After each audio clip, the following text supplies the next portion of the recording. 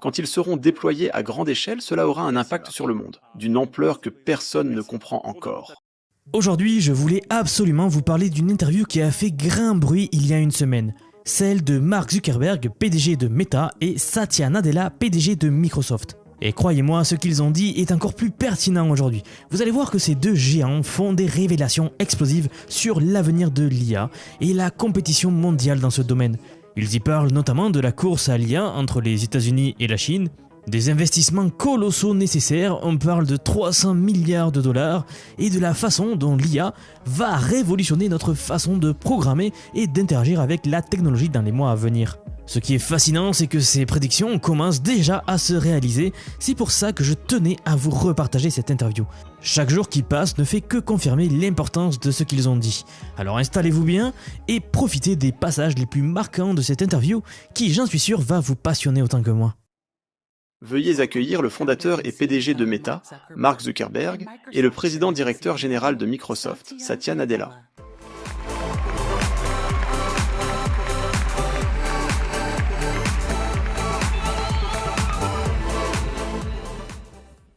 Bien, ravi de vous revoir. J'espère que la journée a été bonne. Beaucoup de choses passionnantes. Vraiment reconnaissant d'être ici avec Satya, qui n'a vraiment pas besoin de présentation. Il est en quelque sorte la légende derrière cette formidable transformation de la plus grande entreprise technologique de tous les temps. Merci Marc. Merci. Fondamentalement à la tête, l'avancée vers l'IA et le cloud et tous ces domaines importants.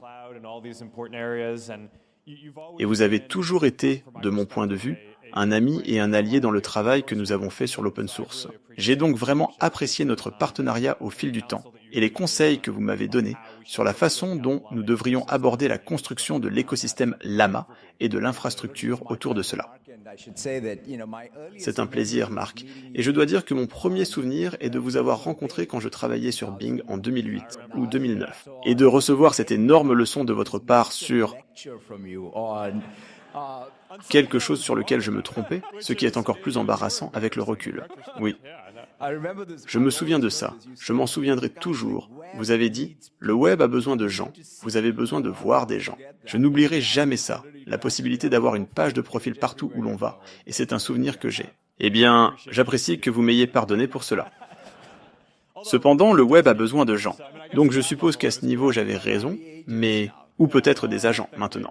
Oui, eh bien je pense peut-être les deux, enfin. Vous avez dit à plusieurs reprises que ce moment dans la technologie autour de la croissance de l'IA vous rappelle en quelque sorte certaines des transformations importantes du passé. Du passage au client-serveur au début du web et de choses comme ça. Oui, alors pour moi, j'ai grandi quand le client était en train de naître en quelque sorte. J'ai rejoint Microsoft juste après Windows 3 et...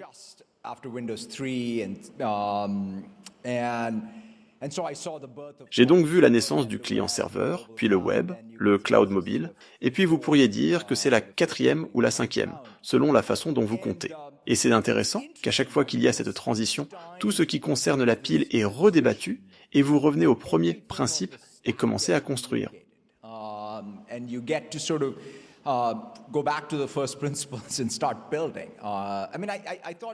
Je pensais que même la forme de l'infrastructure cloud, pour moi, que j'ai construite à partir de 2007-2008, était différente.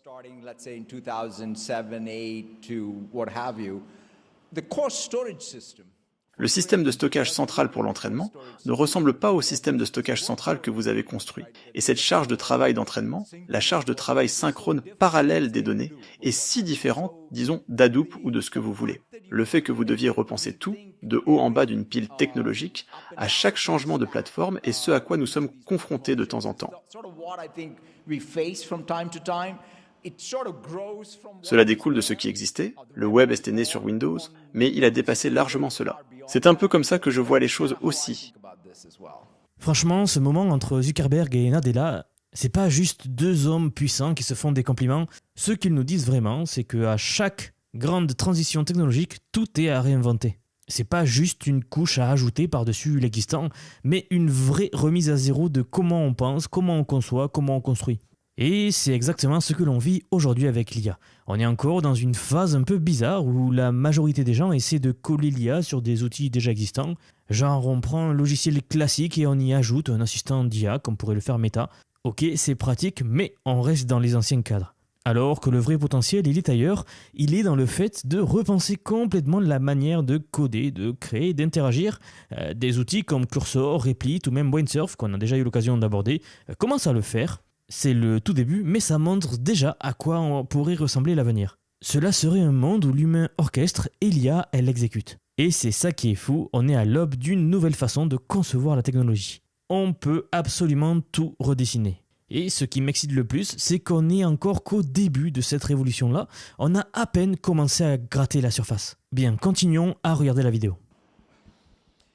Oui, ça a du sens. Vous avez souligné à plusieurs reprises que, à mesure que les choses deviennent plus efficaces, ça change la façon dont ça fonctionne et les gens finissent par consommer beaucoup plus de services. Rapidement, juste un point rapide, parce que ce que dit Mark Zuckerberg là touche à un principe fondamental, le paradoxe de Jevons.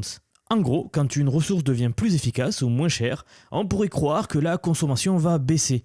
Mais en réalité, c'est l'inverse qui se produit. Plus c'est abordable, plus c'est performant et plus on l'utilise. Ça ne marche pas seulement avec l'IA, mais avec à peu près n'importe quelle ressource. Quoi qu'il en soit, avec l'IA, c'est exactement ce qui est en train de se passer. DeepSeek R1 l'a très bien montré récemment. Les modèles deviennent plus puissants, plus accessibles et du coup, on les exploite beaucoup plus. Le coût unitaire baisse, mais la consommation, elle explose. Continuons. Et je suppose que l'une des choses qui m'intrigue, parce que vous êtes dans cette grande entreprise et nous n'avons pas autant de visibilité là-dessus, est la façon dont vous voyez cela se dérouler autour de tous ces modèles d'IA. Vous dites que génération après génération, ils deviennent tellement plus efficaces et fournissent plus d'intelligence que la génération précédente. Et évidemment, tout se passe très vite. Donc je ne sais pas comment ce que vous voyez là-dedans, mais And obviously it's all happening super quickly, so I'm not sure kind of how what you see in that, but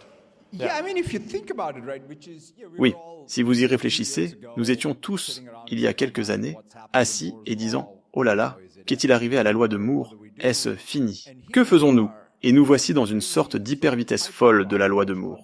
Et cela a toujours été le cas, qu'aucun de ces changements de plateforme technologique n'a concerné une seule courbe en S.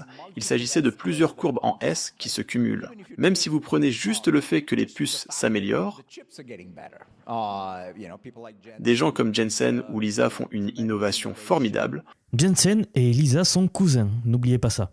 Ici, il nous parle de Jensen Huang, donc le PDG de Nvidia, et Lisa Su, la PDG d'AMD, donc les plus grosses entreprises fournisseurs de cartes graphiques aujourd'hui et donc de puces de calcul d'IA.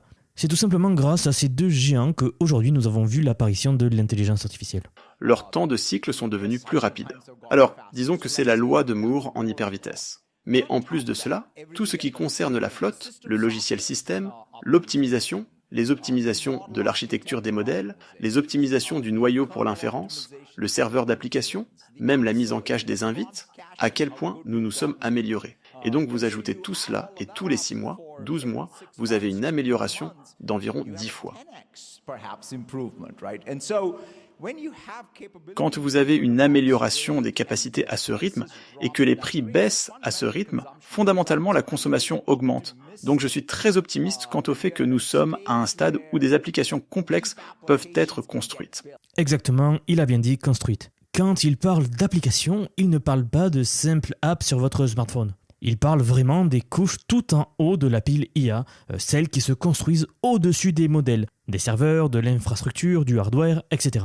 Et c'est là que se joue, selon moi, la plus grosse opportunité aujourd'hui. Bien sûr, il y a encore du boulot à faire sur l'infrastructure, la mémoire, les frameworks d'agents, l'utilisation d'outils, l'optimisation des prompts, etc. En fait, tout ce qui sert à stabiliser et déployer l'IA de manière fiable. Mais la couche applicative, donc celle qui va mettre entre les mains du grand public cette puissance, elle reste presque vide.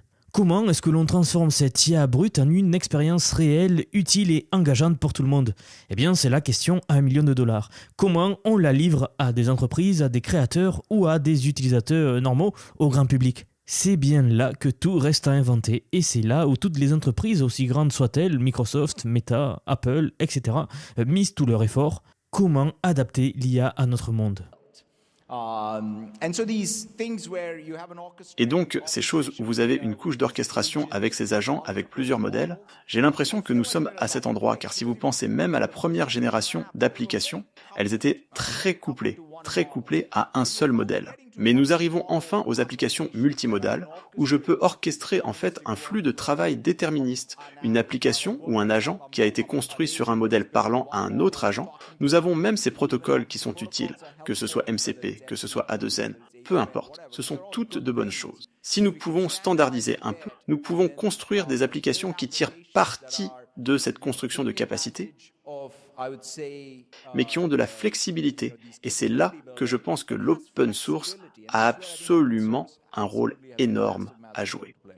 Ok, là on rentre dans un sujet que je trouve absolument fascinant. Il parle de ce que l'on appelle les frameworks agentiques. En gros, l'idée c'est de coordonner plusieurs agents IA, donc chacun étant alimenté par un grand modèle de langage, et même parfois par des modèles de fournisseurs différents. Nous pourrions très bien avoir un agent qui va tourner avec un modèle d'OpenAI, un autre sur un modèle de Meta et encore un autre sur un modèle d'Anthropic. Puis les faire tous collaborer dans un même flux de travail.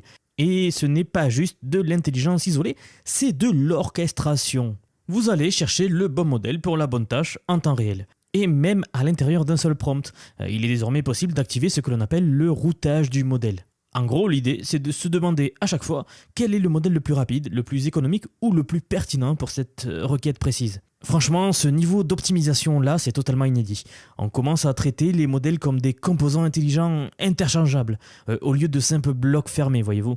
Mais attention, malgré toute cette puissance technique, ce que je pense profondément, c'est que la plus grande opportunité se trouve encore dans la couche applicative.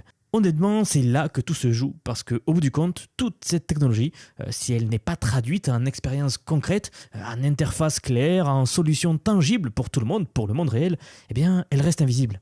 Combien de gens autour de vous ne se rendent pas encore compte de l'impact qu'aura l'IA, de l'impact monumental de cette technologie dans le monde réel?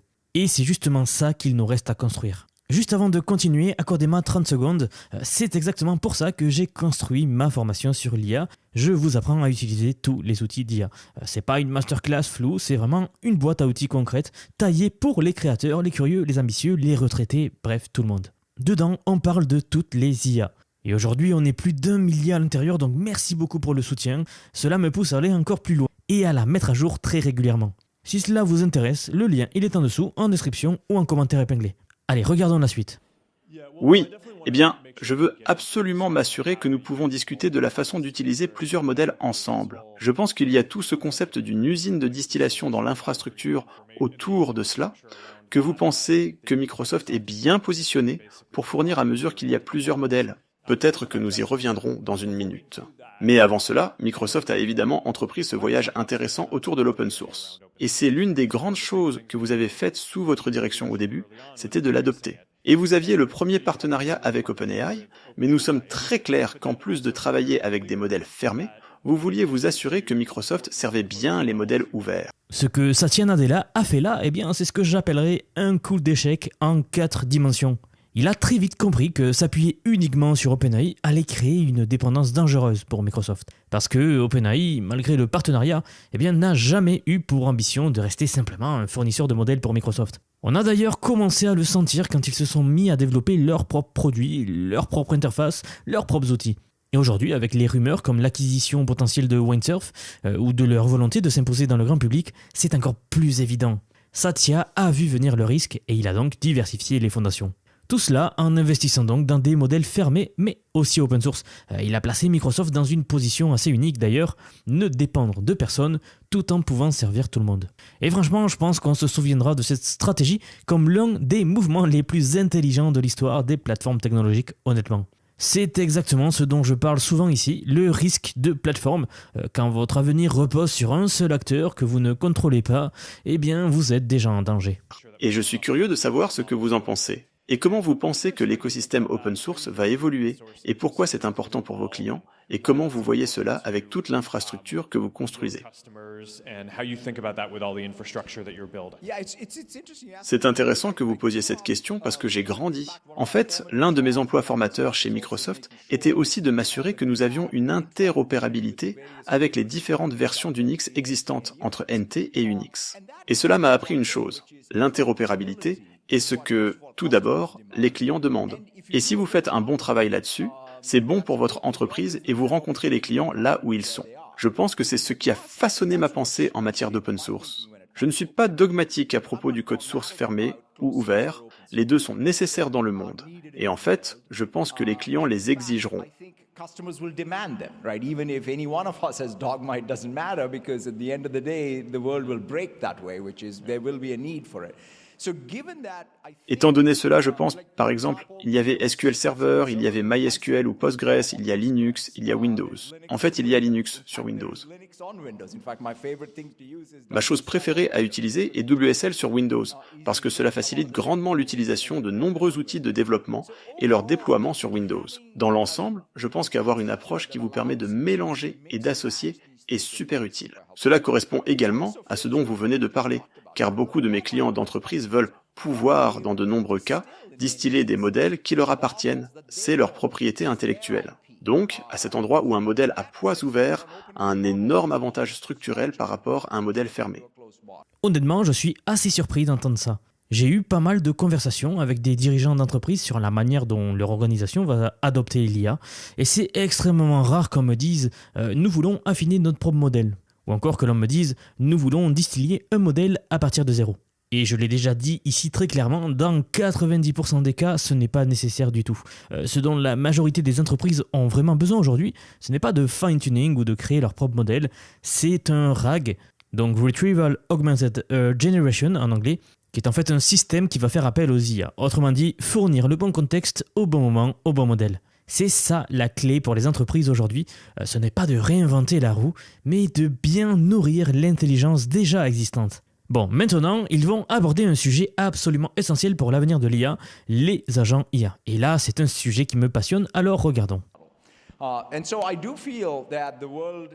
Et donc j'ai le sentiment que le monde est maintenant mieux servi avec d'excellents modèles de pointe à code source fermée, d'excellents modèles de pointe open source. Notre travail est de servir. Si vous allez sur Azure, vous pouvez obtenir un fantastique Postgres, vous pouvez obtenir un excellent SQL Server, ou vous pouvez obtenir des machines virtuelles Linux ou Windows. De la même manière, nous voulons avoir le choix disponible et d'excellents outils autour de cela. Alors, quel est en gros l'argument ou le rôle que vous voyez Azure jouer pour l'open source, mais à travers tout cela?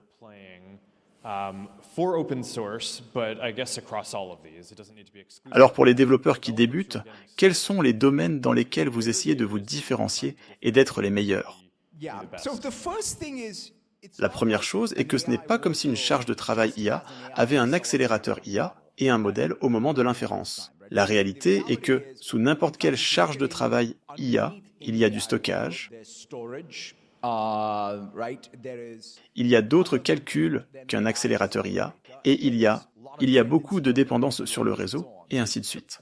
L'infrastructure de base, pour nous dans Azure, nous voulons construire du calcul, du stockage, du réseau, plus des accélérateurs d'IA, même en tant qu'infrastructure, en tant que service, qui soit de classe mondiale pour quelqu'un qui veut pouvoir construire la prochaine génération d'agents. Ensuite, en plus de cela, nous construisons également, avec Foundry, un serveur d'application. Par exemple, chaque changement de plateforme chez nous a eu un serveur d'application. Comment regrouper tous les services ?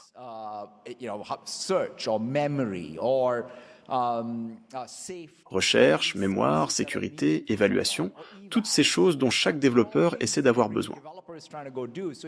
Donc, si vous les enveloppez tous dans des frameworks pour eux, des outils pour cela, c'est, je pense, le cœur. Et puis, l'autre point est que nous sommes très concentrés sur GitHub Copilot en tant qu'outil également. Nous sommes enthousiastes quant au progrès réalisé. Donc, la combinaison de bons outils, d'un bon serveur d'application et d'une bonne infrastructure, pour nous, c'est ce qui, je pense, est nécessaire pour accélérer le développement d'applications. Alors, comment vous avez mentionné les agents, et l'augmentation de la productivité, et c'est évidemment un thème énorme pour tout l'écosystème et la communauté. Je suis curieux de savoir comment vous voyez cela se dérouler au sein de Microsoft, et puis aussi comment vous voyez, quels sont les exemples les plus intéressants que vous voyez avec les développeurs. Je pense que la chose qui a été la plus utile pour nous de voir est ce qui s'est passé avec le développement logiciel. Si vous regardez même l'évolution de GitHub Copilot, vous avez commencé avec des complétions de code, puis vous avez dit « ajoutons le chat ». Ce qui signifie que votre besoin d'aller sur Reddit ou Stack Overflow a disparu et vous pouviez rester dans le flux. C'était bien. Ensuite, le flux de travail basé sur l'agent. Donc, vous pourriez simplement assigner une tâche. Donc, ces trois choses, si je regarde l'un d'entre nous l'utiliser, vous utilisez les trois en permanence. Ce n'est pas comme si l'un substituait à l'autre. Et maintenant, vous avez même un agent de suite proto. Et donc, vous pouvez littéralement faire une requête de haut niveau, ou vous pouvez simplement obtenir un PR assigné à un agent de suite. Tout cela est les gains de productivité. La plus grande leçon apprise ici, Marc, est qu'il faut intégrer tout cela avec votre dépôt actuel et votre flux de travail de développeur actuel. C'est une chose de construire une nouvelle application Greenfield, mais aucun de nous ne travaille sur des applications complètement Greenfield tout le temps, n'est-ce pas? Oui, c'est un point essentiel. La réalité, c'est que la plupart des entreprises ne partent pas de zéro. Elles ont déjà du code, des process, des équipes, des workflows établis. Donc évidemment, intégrer l'IA dans ce tissu existant, c'est crucial. Et c'est là que Copilot, donc les outils GitHub ou les frameworks d'agents bien intégrés prennent tout leur sens. Mais personnellement, ce qui m'enthousiasme encore plus, c'est de penser au terrain vierge. Le terrain à construire. Alors à quoi ressemblera vraiment le futur du développement quand le code sera écrit, voire entièrement orchestré par des agents? Est-ce que l'éditeur du futur ressemblera encore à Visual Studio Code? Probablement pas. Visual Studio Code a été conçu pour des humains, pour que l'on puisse taper, lire, modifier du code facilement. Mais si demain ce ne sont plus les humains qui écrivent ces codes-là, si ce sont les agents qui écrivent d'autres agents, exécutés directement par des machines, alors le code n'a plus besoin d'être lisible ou structuré pour nous. Il n'a plus besoin de ressembler à un langage naturel. Ce sera peut-être une toute autre forme de langage, de structure et d'interface. Et c'est ça que je trouve fascinant. Imaginez ce à quoi pourrait ressembler cette interface d'orchestration. Non pas pour nous, mais pour des intelligences artificielles collaborant entre elles. Bref, ce n'est pas pour tout de suite, mais c'est une des perspectives les plus excitantes que je vois aujourd'hui. Continuons. Donc, vous travaillez dans une grande base de code avec un grand ensemble de workflows. Donc, il faut intégrer la chaîne d'outils. Et c'est le travail système que je pense que toute équipe d'ingénieurs doit faire, et c'est là que vous voyez la productivité. La même chose s'applique franchement au reste du travail de connaissances également. Donc, dans notre cas, avec le déploiement de Copilot pour le travail de connaissances, si vous prenez les ventes, par exemple, une des choses que je décris toujours est, disons que je me prépare pour une réunion client. Le flux de travail pour me préparer à une réunion client d'entreprise n'a pas changé depuis 1992, lorsque j'ai rejoint Microsoft. En gros, quelqu'un écrivait un rapport qui arrivait par email ou était partagé dans un document, et je le lisais avant, la nuit précédente. Maintenant, je vais simplement à Researcher dans Copilot et j'obtiens la chose qui est la combinaison de ce qui est sur le web, de ce qui est interne et même dans mon CRM. Tout cela fait en temps réel, mais c'est un changement. Il n'y a pas besoin que quelqu'un prépare quoi que ce soit, simplement parce que tout est disponible sur demande. Donc, cela vous oblige à changer le travail, l'artefact de travail et le flux de travail. Et c'est là que c'est beaucoup de changements. Et cela arrive lentement au début. Aman Sanger de Cursor a récemment déclaré la chose suivante. Cursor écrit près d'1 milliard de lignes de code acceptées par jour. Cursor, c'est un logiciel qu'utilisent les développeurs pour écrire du code. Ils demandent à l'IA d'écrire leur code. Eh bien, c'est absolument incroyable à imaginer, et ce n'est que Cursor. Nous ne comptons pas ici Replit, Windsurf, Klein, Lovable, il y en a plein en fait. Et pour mettre cela en perspective, eh bien, le monde entier ne produit que quelques milliards de lignes par jour. Donc, Cursor représente déjà un pourcentage substantiel de tout le code écrit, et c'est exactement ce dont je parle depuis un moment.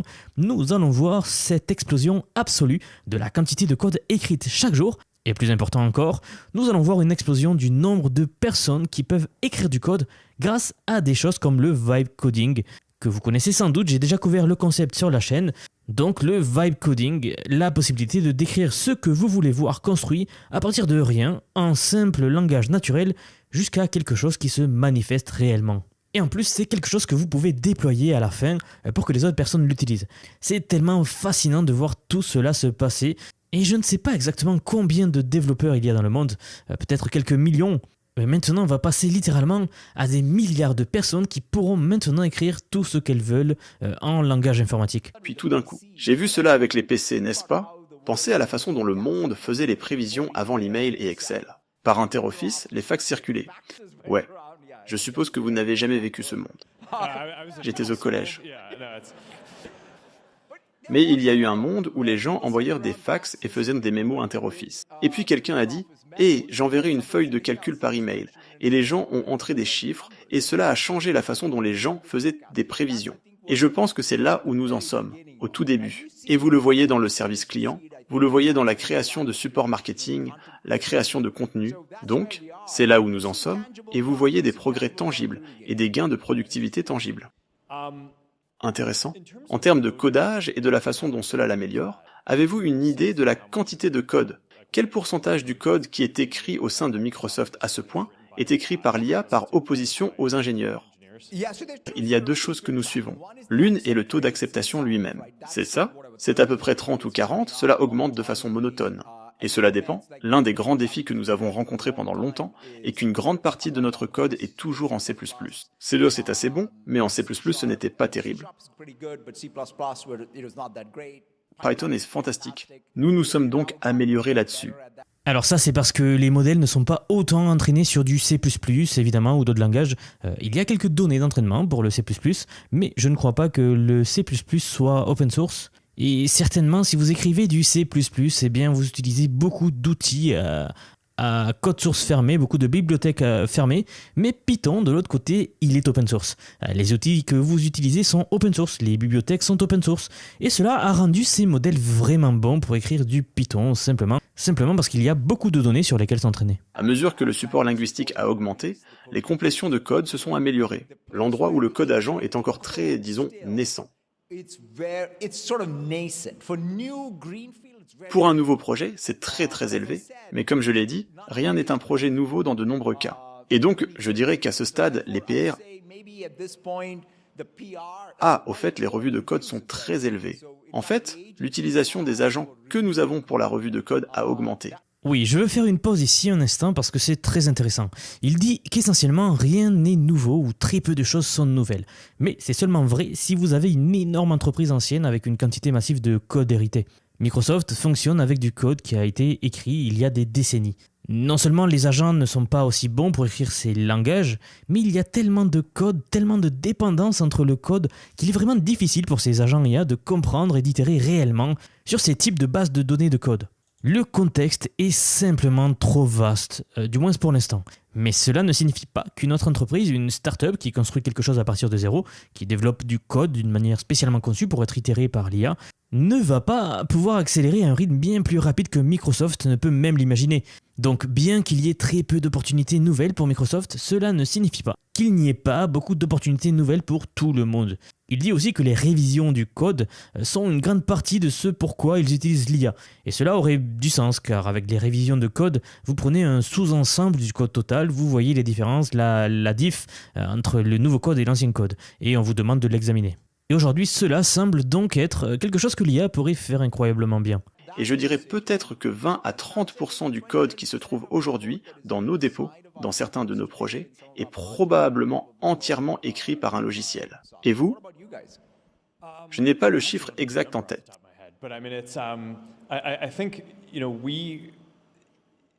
Mais je pense que beaucoup de statistiques citées concernent toujours la complétion automatique. Mais nous avons un groupe d'équipes qui travaillent sur la réalisation d'expériences de classement de flux et de classement de publicité dans des domaines très spécifiques où l'on peut étudier l'historique de tous les changements effectués et faire un changement.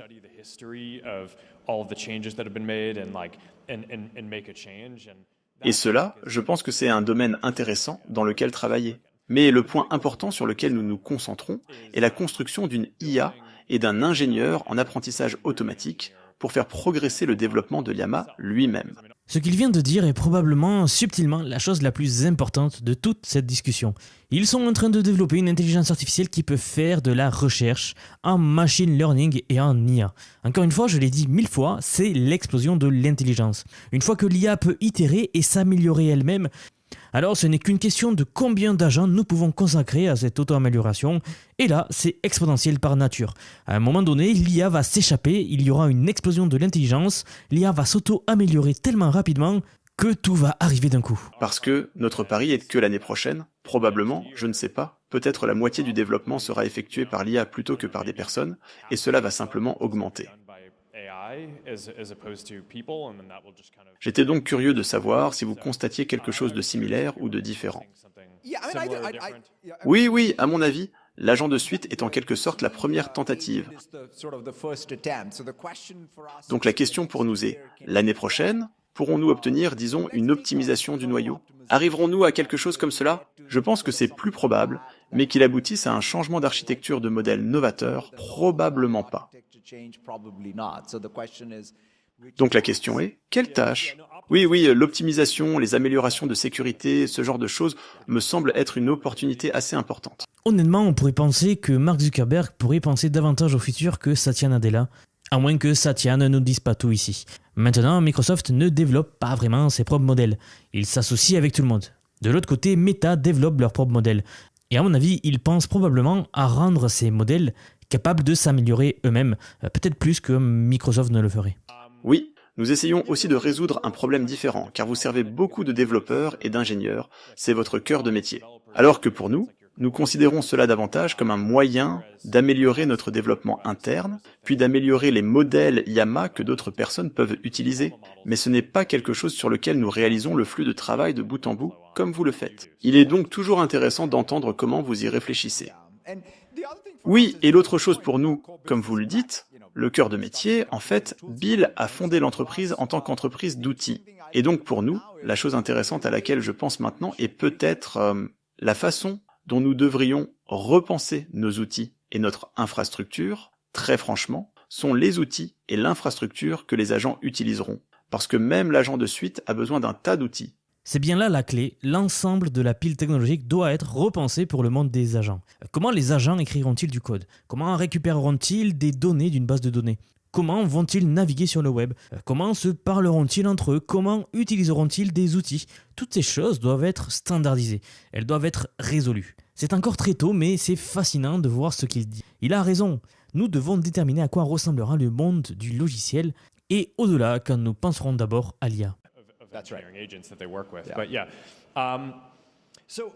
Donc, avec tout cela en tête, je suppose il y a plusieurs directions à prendre. Je suis curieux de savoir comment, vous avez mentionné votre flux de travail personnel pour l'utilisation de l'IA, je suis curieux de savoir comment cela a changé. Je suis aussi un peu curieux parce que vous parliez de la façon dont Microsoft a commencé dans ce domaine et de l'héritage qui en découle. Mais je suppose qu'il y a toujours cette question. Si vous débutiez en tant que développeur aujourd'hui, pour construire quelque chose, comment penseriez-vous aux outils que vous utiliseriez ?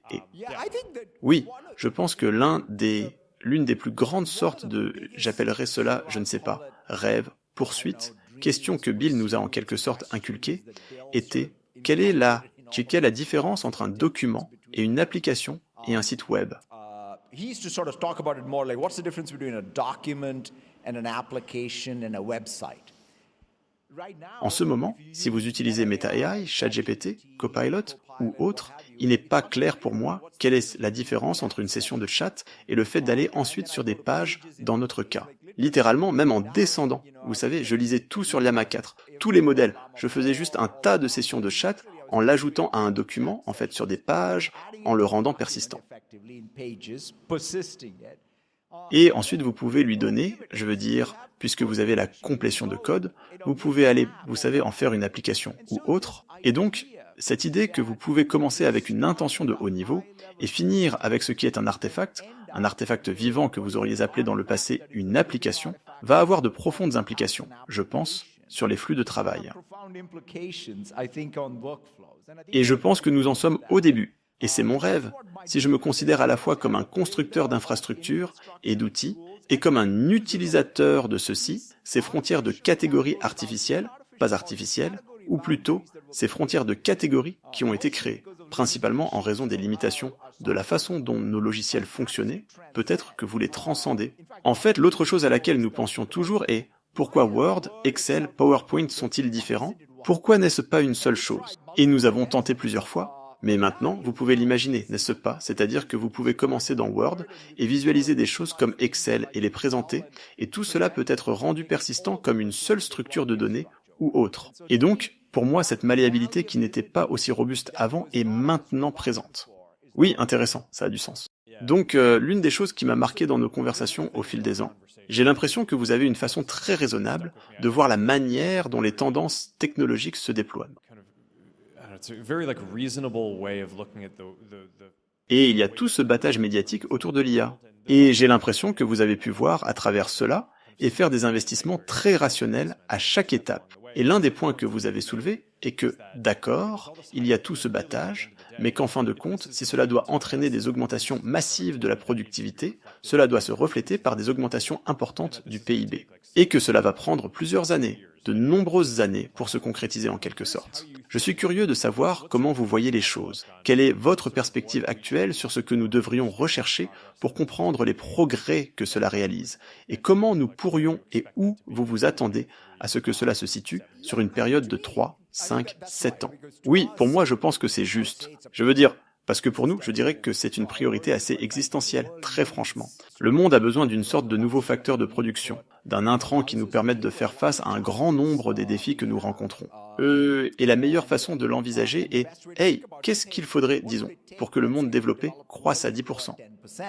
Ce qui a pu être parmi les chiffres les plus élevés pendant, disons, la révolution industrielle ou autre.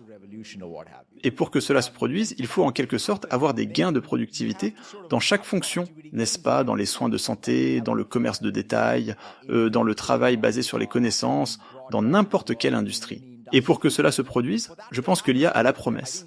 Mais il faut maintenant qu'elle apporte le réel changement en matière de productivité. Et cela nécessite ensuite des changements logiciels et aussi de gestion, n'est-ce pas? Car, dans un certain sens, les gens doivent travailler différemment avec elle. Les gens citent toujours ce qui s'est passé avec l'électricité, n'est-ce pas?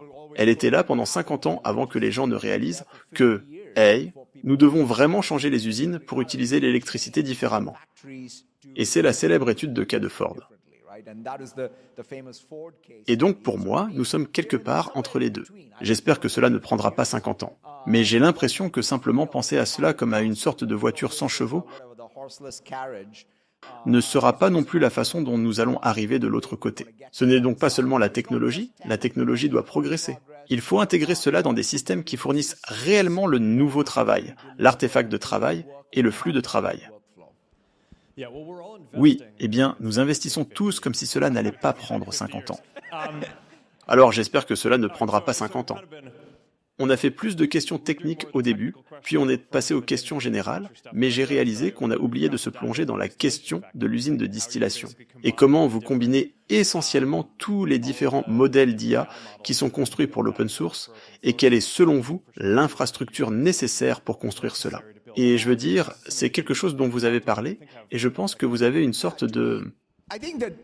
Oui, pour moi, je pense que c'est, l'un des plus grands rôles de l'open source, qui est de pouvoir prendre, disons, certains de vos modèles, même à l'intérieur de la famille Llama, prendre un grand modèle et ensuite être capable de le distiller en un modèle plus petit qui a même la même forme de modèle. Je pense que c'est un grand cas d'utilisation. Et donc pouvoir ensuite construire les outils pour cela en tant que service et réduire la barrière à cela, je veux dire, comme vous l'avez dit, mettre en place certains de ces grands modèles demande beaucoup d'infrastructures. Tout le monde n'a pas besoin de le faire, mais si vous le faites dans le cloud et que vous utilisez ensuite les outils autour et que les résultats, ils sont un modèle distillé. Dans notre cas, disons simplement qu'il y avait, disons pour chaque locataire de Microsoft 365, s'ils pouvaient avoir un modèle distillé spécifique à une tâche qu'ils peuvent créer comme un agent ou un flux de travail qui peut ensuite être invoqué depuis Copilot.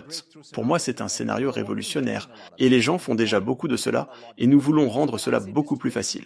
Et donc, quand je dis usine de distillation, c'est le type de relation de plusieurs à plusieurs ou d'un à plusieurs que je souhaite entre un grand modèle, ces modèles distillés qui sont ensuite composés, avec beaucoup d'autres flux de travail à l'intérieur d'un produit comme GitHub Copilot ou Copilot.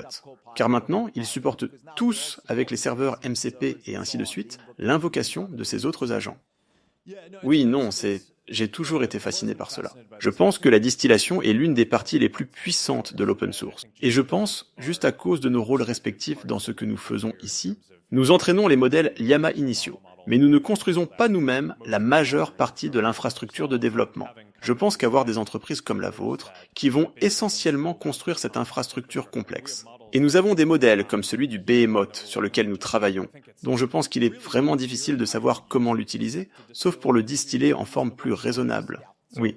Donc, même pour que nous puissions l'utiliser nous-mêmes, nous avons dû construire beaucoup d'infrastructures en interne, ne serait-ce que pour pouvoir l'entraîner après. Et vous savez, il est impossible que nous puissions y exécuter l'inférence. Et Maverick, vous dites qu'il est entièrement distillé. Beaucoup de Maverick. Je veux dire, la façon dont nous avons obtenu les performances sur Maverick pour qu'elles soient au niveau actuel, et c'est essentiellement multimodal. En termes de performance textuelle, il est essentiellement au même niveau que les autres modèles textuels de pointe, mais il est plus petit. Donc, je veux dire, DeepSeek est un modèle plus grand, mais en texte, il est fondamentalement comparable. Et puis, sur les images et les aspects multimodaux, il existe, et les autres, vous savez, non. Donc, une grande partie de la façon dont nous avons obtenu cela est que nous avons fait le pré-entraînement du modèle colossal, et nous travaillons sur le post-entraînement. Mais même pour l'obtenir, je veux dire, la distillation, c'est comme de la magie. Vous pouvez fondamentalement faire en sorte d'obtenir 90% ou 95% de l'intelligence de quelque chose qui est 20 fois plus grand, dans un format tellement moins cher et plus efficace à utiliser. Donc, la question est, comment rendre cela accessible aux personnes qui ne sont pas aussi capables de construire leur propre infrastructure, qui ne sont pas aussi sophistiquées techniquement pour le faire? Parce que actuellement, je pense qu'il y a un nombre relativement restreint de laboratoires dans le monde qui pourraient faire ce genre de soit de distillation, soit même faire fonctionner des modèles de cette taille. Oui. Et je pense qu'au moment où cette vision que vous avez sera réalisée et sera accessible à la plupart des développeurs du monde entier, pour pouvoir non seulement distiller à partir d'un seul modèle, mais, espérons-le, avec le temps, pouvoir mélanger et associer et prendre différents aspects de l'intelligence de différents modèles là où ils sont plus forts, cela semble juste être l'une des choses les plus cool qui vont être construites, je pense. Oui, et donc, un peu de ce que, si vous distillez à partir de plusieurs modèles, et ensuite, quelles sont les évaluations autour de ce modèle distillé que vous pouvez ensuite qualifier. Je pense que c'est là que nous pouvons faire beaucoup de travail sur nos outils, notre infrastructure, réduire les obstacles pour que les gens puissent avoir cette flexibilité. Et la bonne nouvelle, c'est que ça a en quelque sorte déjà commencé. Il y a des preuves de l'existence de tout cela. C'est juste une question de savoir si vous pouvez réduire l'obstacle à la construction de tout cela. L'un des défis jusqu'à présent a été, je fais quelque chose avec un modèle, je l'ai affiné, et de nouveaux échantillons arrivent. Je dois passer rapidement au nouvel échantillon. Donc, c'est l'autre chose dans laquelle nous devons devenir bons. Parce que vous ne pouvez pas être bloqué par ce que vous avez fait, parce que le monde évolue trop vite. Oui, et aussi, je veux dire, les développeurs ont juste besoin de choses sous différentes formes. Le format Llama 4 de 17 milliards de paramètres par expert a été conçu parce que l'unité atomique que nous avons chez Meta est un H100. Donc, nous voulons pouvoir exécuter ces choses très efficacement là-dessus. C'est l'une des choses où on regarde d'autres modèles qui sont sortis, d'autres modèles open source, c'est comme s'ils avaient une bonne intelligence, mais étaient un peu difficiles pour l'inférence à cause de leur taille, et peut-être parce qu'ils ciblent différents types d'infrastructures. Nous avons essentiellement construit cela pour la production sur serveur. Mais une grande partie de la communauté open source veut des modèles encore plus petits. Donc pouvoir construire le modèle Llama 3 le plus populaire était le 8B. Et nous allons travailler sur une version plus petite. J'en ai peut-être parlé plus tôt, celle que nous appelons en interne Little Llama, mais nous verrons ce que nous livrerons réellement chez AS. Mais pouvoir essentiellement prendre toute l'intelligence que vous avez de modèles plus grands et la distiller dans le format que vous voulez pour pouvoir l'exécuter sur votre ordinateur portable, sur votre téléphone, sur n'importe quoi, je pense que c'est juste, pour moi, c'est l'une des choses les plus importantes. Je pense aussi que vous travaillez évidemment là-dessus. Je pense que c'est une bonne chose à voir. Si nous pouvons atteindre ces modèles hybrides, qu'il s'agisse de modèles de réflexion denses, plus épais qui se combinent, whether it's MOE dense plus thinking models that combine, and then you're able to. Alors vous êtes capable d'obtenir la latence que vous voulez ou le temps de réflexion que vous voulez. Et c'est flexible. Je pense que c'est là où nous voulons tous arriver. D'accord. Bon, peut-être une bonne note pour terminer est juste. Quand vous regardez tout ce qui se passe, je suis curieux de savoir ce qui vous donne le plus d'optimisme ou ce qui vous excite le plus pour la prochaine période, pour ce que les développeurs vont faire au cours des prochaines années. Oui, je veux dire, regardez, je m'inspire toujours de cette ligne de Bob Dylan, qui est soit vous êtes en train de naître, soit vous êtes en train de mourir. Il vaut mieux être en train de naître. Et surtout en ce moment, je pense que ce qui me donne de l'optimisme, c'est que, même avec toutes les diverses contraintes, il s'avère que le logiciel, sous cette nouvelle forme d'IA, est toujours la ressource la plus malléable que nous ayons, pour résoudre ces problèmes difficiles. Et donc, c'est ce qui me donne de l'optimisme. Et je dirais aussi que c'est un appel à l'action pour les gens dans la salle et pour nous tous, d'être capables de saisir l'opportunité de s'investir là-dedans, mais aussi de construire des solutions. Quand je regarde, que ce soit un retard informatique dans une entreprise ou les problèmes non résolus dans le monde réel, les deux ont besoin de quelque chose de nouveau. Et pour travailler cela. Et c'est là que je pense que le plus grand bénéfice de toute cette technologie réside, et cela ne dépendra que des développeurs en particulier, d'être capables de s'y attaquer sans crainte. Mais sachez que c'est exactement pour ça que j'ai construit ma formation sur l'IA et également cette chaîne YouTube. C'est pour vous partager le plus d'avancées en IA et vous amener avec moi dans cette révolution qui arrive, la nouvelle révolution industrielle moderne, je le dis tout le temps.